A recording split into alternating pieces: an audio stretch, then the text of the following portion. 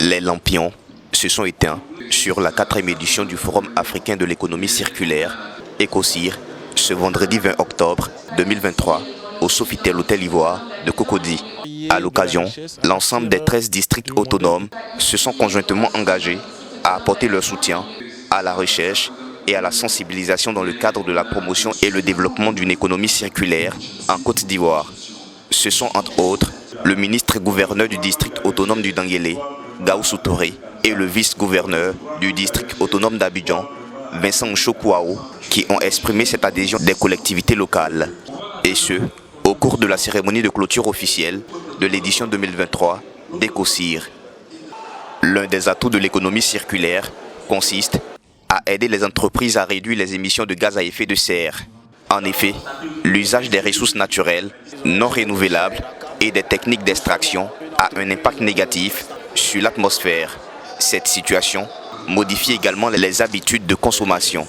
Désormais, il y a une adresse qui s'appelle Zorodesh Biraka qui utilise les papiers carton, les papiers archives, qui les valorise de façon écologique. Et donc l'environnement est moins pollué.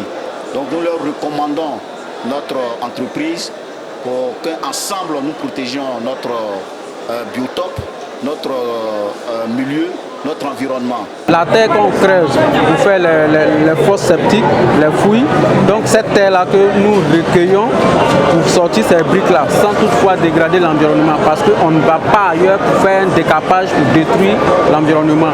Donc c'est cette terre-là que nous utilisons pour faire sortir ces briques-là. Par exemple, cette maison, avant de construire cette maison, on fait des fosses septiques, l'assainissement. Donc quand on creuse la terre de l'assainissement, on utilise cette terre-là pour sortir ces briques-là. Il faut souligner que certains secteurs, bien qu'ils soient indispensables au quotidien des habitants, font partie des plus polluants au monde. Il s'agit par exemple de l'agriculture intensive, de la mode, de l'élevage à grande échelle et bien d'autres. Aujourd'hui, les États du monde entier émettent de plus en plus des réglementations environnementales auxquelles les entreprises doivent se confier.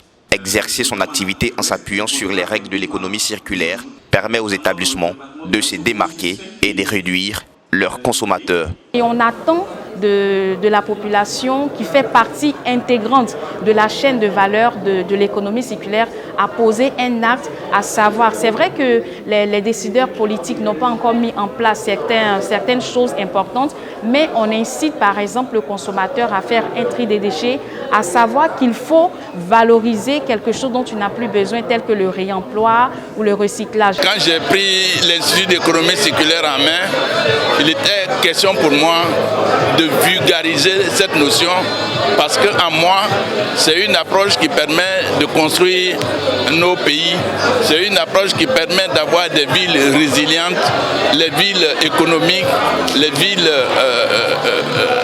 avec des zéro émission et des villes salubres.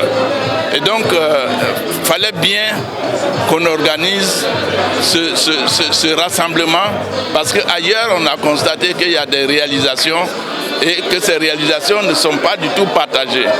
Selon le ministre-gouverneur, l'économie circulaire est un modèle économique qui vise à réduire le gaspillage des énergies et des ressources, à rallonger la durée d'usage des biens de consommation et à redonner une nouvelle vie aux déchets. Autrement dit, c'est un programme de recyclage ou de réutilisation d'ordures ménagères.